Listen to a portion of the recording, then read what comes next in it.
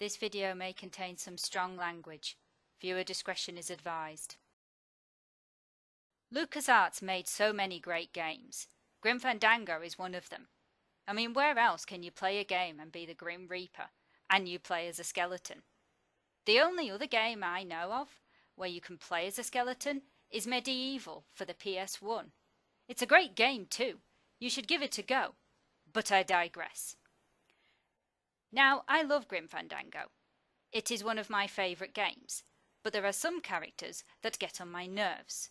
Now, don't get me wrong, they are well written and so are good characters in that way. But some of them do things in the game and I go from liking them, or finding them alright, to hating them. Oh, Gramps, don't start. Oh, I will start. Don't you worry about that. By the way, if you are in the middle of this game and don't want spoilers, then I suggest you leave this video and come back later when you have completed the game. With that out of the way, the topic for this video will be why I hate Olivia Ofrenda. For those of you who haven't played Grim Fandango, Olivia is the girlfriend of Maximina. In Rubicava, she owns her own club, called the Blue Casket, and her boyfriend owns a cat racing track, like what we have for horses, but this one has giant cats instead. Anyway, in her club, she is seen kissing her boyfriend's lawyer, Nick, behind his back. I don't like her doing this, though this is not the reason for me not liking her. I don't like her because she is a backstabber. So here's the deal. When you first meet her, she seems to be friends with Manny Calavera, the main character, and they appear to get along with each other, even though their businesses are just a lift ride away from each other. Later on in the game, she returns to El Marrow with you, where you used to work as a travel agent in the Department of Death, or DoD, working off your time, selling travel packages to souls until you could enter the Land of Eternal Rest yourself as well. You are to confront someone called Hector Le Mans, who has been stealing double-end tickets from other souls and selling them to rich people who they did not belong to. He did not lead a good life, and so he thinks that he can buy his way out. I'm going to need most of these to get myself out of this world. You see, I've been a very bad boy. Oh, I hate this guy, but that's for another time. Before I return to talking about Olivia, I want to give some more information about the Land of the Dead, as it will tie into why I don't like her, so please bear with me. In the Land of the Dead, souls journey to the gate that will take them to the Land of Eternal Rest, also known as the Ninth Underworld. This journey can take up to 4 years and can be very dangerous, what with giant flying spiders, flaming beavers, and not to mention the risk of getting sprouted. Souls are sold travel packages that will make their journey easier, depending on what travel package they buy and what they are entitled to.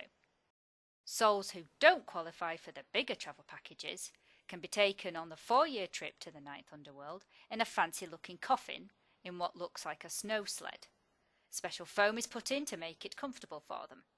They wouldn't need to worry about directions, as they are being driven to their destination, and would be safe. They could sleep all the way to the gate, I guess, but I think it could be quite boring after a while, especially if you are not given anything good to read.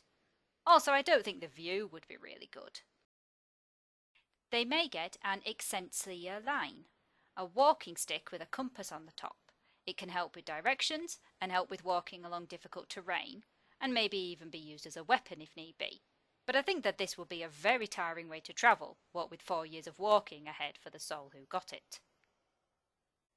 Some may be able to drive a sports car.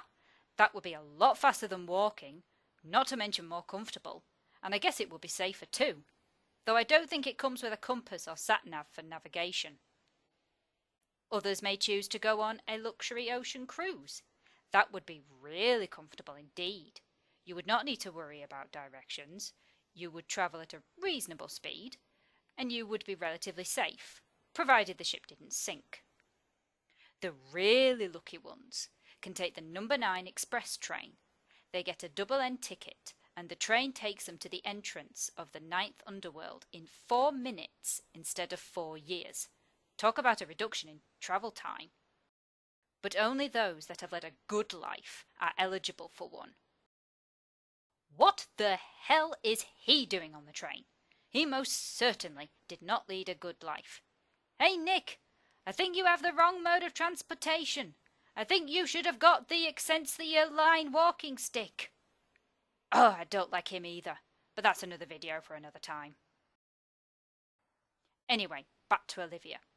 So once in El Marrow, you are reunited with Salvador Limones, leader of the Lost Souls Alliance, or LSA for short. They are a resistance group against Hector. A member comes in who has been sprouted. After saving him, this happens. What? No time to explain. Now I'll have to take matters into my own hands. Take me with you. I've longed to be of service to your cause for years. Liar, liar, bony ass on fire. How can you have wanted to serve his cause for years when you have said you do not know him? What are these? Who is Salvador Limones? I rest my case. She would also have no reason to hide the fact she knew about him, if she did, because her customers know about him, and so would not need to keep it a secret. Also, if her customers know and talk about him, how can she not know? These guys talk about him, and she's right by the door. How can she not hear them? I know there is music playing, but I can talk to her fine when it is playing, so I can see no reason why she would not hear them. So later on, Meche, a soul whose ticket was taken, is dropped off at the train station to return the tickets to the gatekeeper and explain what happened. But things do not go to plan. And then you see this. Get in, quick! We were supposed to have coverage back there. Where are all of Salvador's men? I don't know. He hasn't told me yet. Hola, Manuel. Okay, what the hell? You said on the radio you wanted to talk. I don't think cutting his head off constitutes as talking. Anyway, you are taken to a field, and then this happens. Time for you to swing, Daddy-O. Let's see you walk.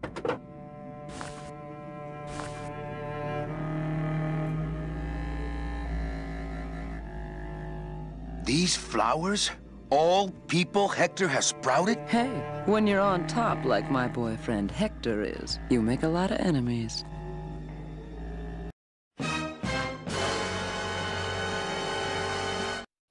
What the actual hell?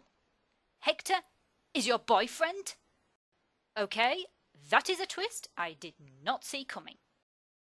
Come to think of it, I think that while Manny was working in Rubacava, I think she was informing Hector he was there. Sal himself says in a note that Hector knows about him being in Rubacava.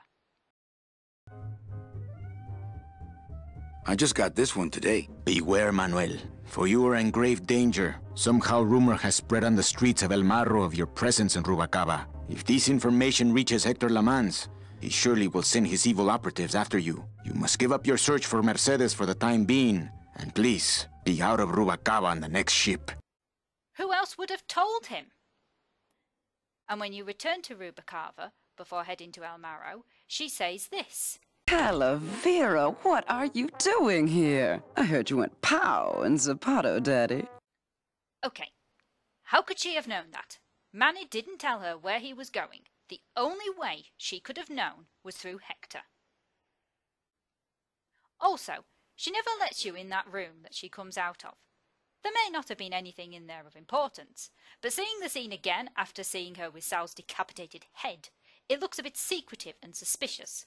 I guess it can be open to interpretation, but after what I have seen, I wouldn't put it past her to have been hiding something. But resuming where we left off in the field of death. So after meeting with Hector, that does not go well, Manny returns to the car where Olivia is looking in a case full of double-end tickets. Come on, shake it for me, baby. One of you must be mine. I don't think any of them are for you, Olivia. She clearly wanted them for the same reason that Hector did. I mean, they were working together. While her back is turned, Manny talks to Sal, whose head is still in the back of the car. Salvador? Manuel, listen carefully. There's a gun in the trunk of this car, but the trunk key is with my body somewhere in the meadow behind the greenhouse. Find it! Right. And tell Eva that I know she will guide the Alliance wisely when I am gone. For when I bite this explosive tooth, the deadly cloud will sprout not just my target, but me as well. Your target? What are you... Hey, get out of there! Farewell, my friend! What were you talking about with the head of the LSA in there? Huh, Sal? Got something you want to share with the class? Only this. Viva la revolución! Ah!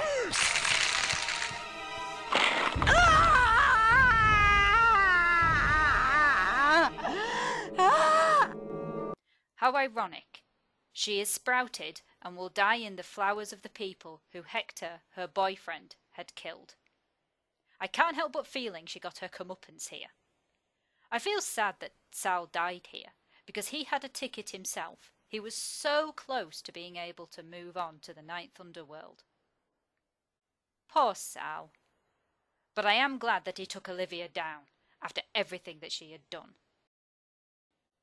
The reason I went into detail about the travel packages is because I wanted to show what every soul has to go through in order to find rest in the next world, and how their rewards for leading a good life have been taken by people and sold to those who did not deserve them. I mean, think about it. So many souls in Rubacava and the rest of the land of the dead could have moved on and rested in peace if their tickets had not been stolen. Countless souls have had their rightful rewards taken from them. Now, she may not have been the boss of this operation, but she had a part in it, and is also the girlfriend of the boss, so I think she was at the top of the ladder of this scam that they were running. So in conclusion, Olivia Ofrenda is a manipulative, two-faced, backstabbing bitch. She has proved herself to be totally ruthless and completely uncaring to those around her. When it suits her, she acts as your friend, and then when she wants to, she stabs you in the back. We have finally come to the end of the video. Do you hate Olivia, or do you like her? Leave a comment below. I'm interested in hearing what you guys think. And if you enjoyed this video, feel free to like or subscribe, as I will be doing more of these in the future. Oh, and before I go, I am doing a question and answers video as I have reached over 100 subscribers. So if you have any questions you want to ask, leave them in the comments below, and I will feature as many as I can in the video. I am at 133 subscribers, and I would like to thank you who have subscribed. I really appreciate it, and I am glad that you enjoy my content. So thanks again. All that's left to be said is stay unique, be proud to be different, and I will catch you guys in the next video. Catch you later!